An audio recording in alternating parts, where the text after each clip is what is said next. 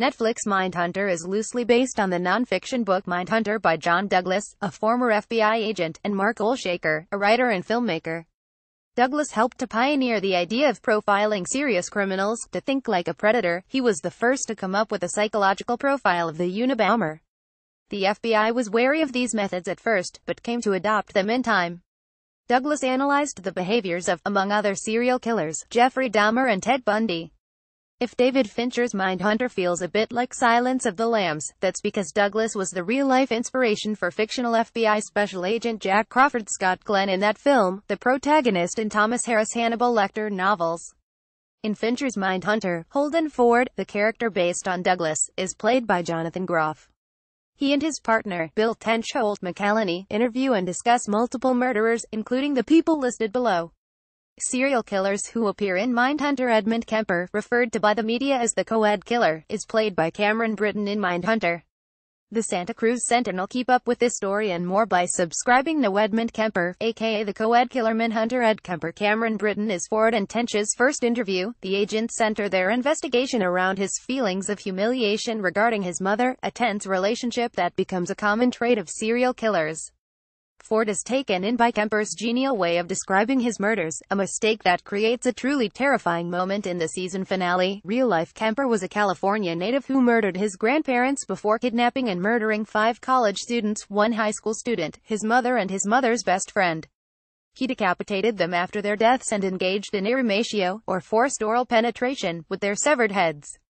He also arranged the hands of some of his female victims in what the police described as a macabre jigsaw puzzle. Kemper's most recent parole hearing was in 2017, and he waived his right to be considered, as he has done repeatedly since 1985. Monty Ralph Rissell, as played by Sam Strike in Netflix Mindhunter. Netflix Monty Ralph Rissell Mindhunter. Rissell agrees to let Ford and Tench interview him, though he appears disgusted and agitated by the interrogation process. He also blames his crimes on his mother, insisting that if she had only let him live with his father, he wouldn't have raped or murdered anyone. Rissell unknowingly helps Ford and Tench develop a profile of sexually violent serial killers when he admits that his first victim enraged him by giving in to his sexual advances. For sociopaths like Rissell, the agents realize a woman expressing sexual interest could be misconstrued as a threat or a trigger. Real-life Rissell is one of the lesser-known serial killers mentioned in Douglas and Olshaker's book. He is most commonly remembered as an unusually young rapist, beginning his string of crimes at just 14. He managed to rape 12 women and murder 5 of them before he was arrested at 19. In 1977, Rissell was sentenced to 4 consecutive life sentences. He was first up for parole in 1995. In the 70s, Rissell's case was instrumental in providing a shared language for describing serial offenders. Jerry Brudos, the shoe fetish slayer, as portrayed by Happy Anderson. Indiana Mindhunter. Oregon Live, Netflix. Jerry Brudos, aka the shoe fetish slayer Mindhunter. The detectives developed their shoe strategy while working with Brudos, a technique that allows them to get a confession out of Daryl Gene Devier in a later episode. Brudos is striking for never offering an apology for his crimes. He even masturbates in front of the detectives. Real-life Brudos made headlines when he was arrested for kidnapping and murdering 4 young women while wearing women's clothing himself. Mindhunter briefly debates whether Brutus' cross-dressing had anything to do with his sociopathy or criminal acts, but headlines at the time branded Brudos a sicko and called him the fetish killer. Innocent foot fetishists be damned. Brudos died in prison, of cancer, in 2006. Richard Speck, played by Jack Hardy on Mindhunter. Netflix, Wikimedia Commons. Richard Speck Mindhunter. Ford goes too far in interviewing Speck, trying to use inflammatory, sexist language to get the murderer to open up. When Speck realizes he's being played, he kills the bird he's been hand-feeding through the prison bars and files a complaint against Ford. He also shows zero remorse for his crimes, and tells the detectives that he raped and murdered several young women because it wasn't their night. Real life. In 1966, Speck beat and tortured 8 female medical students living on the south side of Chicago, murdering all but one. Corazon Amaro, who had initially opened the apartment door, managed to escape and alert the police, which led to Speck's arrest. Speck really did have the Born to Raise Hell tattoo on his arm, which Corazon used to identify him. On Mindhunter, we notice that Ford is beginning to unravel when he breathlessly asks to see the tattoo, telling his partner Tench that it's famous. In 1991, Speck died of a heart attack while in prison.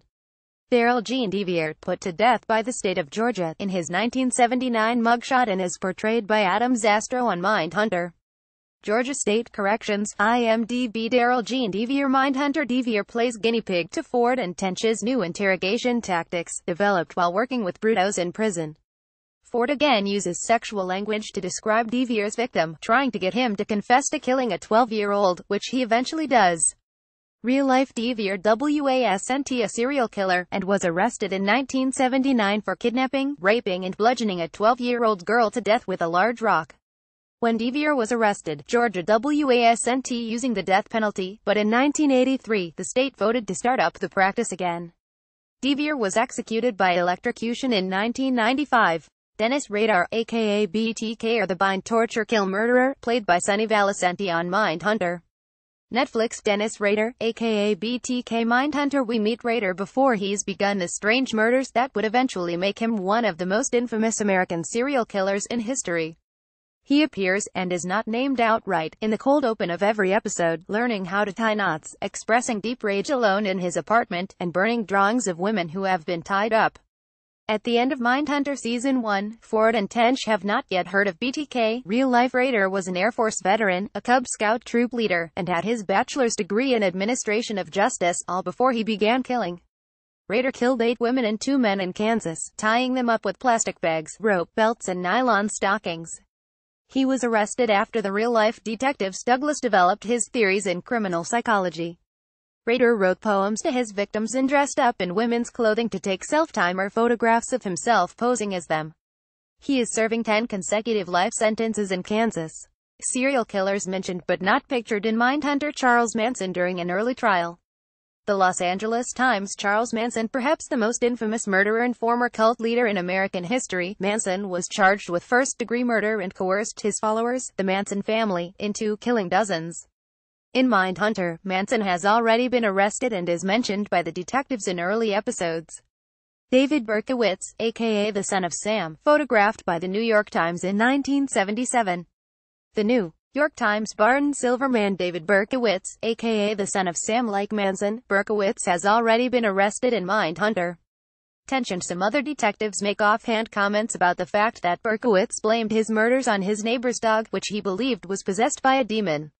When Berkowitz was arrested, criminal profiling hadn't fully caught up to men like him, who killed habitually, enjoying the violence and thrill of it.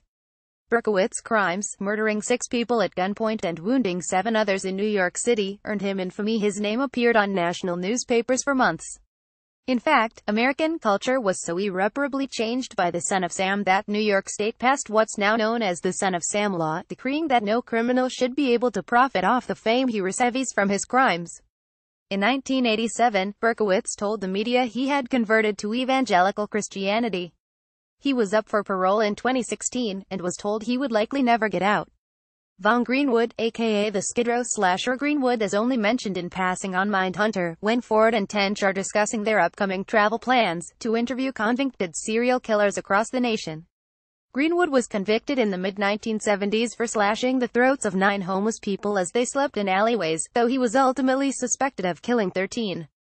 Vaughn sprinkled his victims with salt and collected their blood in cups, which he placed near their corpses. He was apprehended with the help of a team of psychiatrists who attempted to profile him, though their research didn't go as far as the work of Douglas. Convicted murderer Herbert Mullen. In his original mugshot, Mullen is mentioned once in Mindhunter.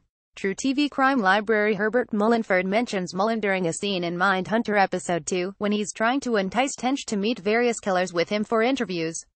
The real Mullen, who was diagnosed with paranoid schizophrenia while imprisoned, killed 13 people, including a 4-year-old and a 9-year-old, in California in the early 70s. He believed he was preventing earthquakes by sacrificing others' lives. Mullen was a rare case in the taxonomy of serial killers.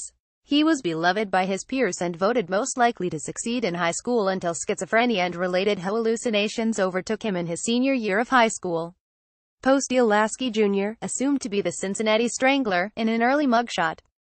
Wikimedia Commons post Deal Lasky Jr., aka the Cincinnati Strangler. Ferdinand Tench briefly discussed Lasky without mentioning his ethnicity as a black man. He did not fit the psychiatric profile the agents were developing, which focused on white men. In 1956 and 1966, cab driver Lasky raped and then strangled to death 7 elderly women in Cincinnati.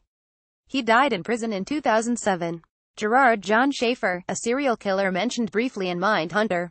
NY Daily News. Gerard John Schaefer in Mindhunter. Ford mentions Schaefer with a note of near admiration, telling Tench during a discussion of possible criminal profiles that he killed more than 30 women. Schaefer was arrested for the murder of 2 young women, though he gleefully told the press and the police that he had murdered more than 28 more. In 1995, Schaefer was stabbed to death in his own cell, most likely by his cellmate. Mindhunter Season 1 is available to stream on Netflix. The crime drama has already been renewed for Season 2.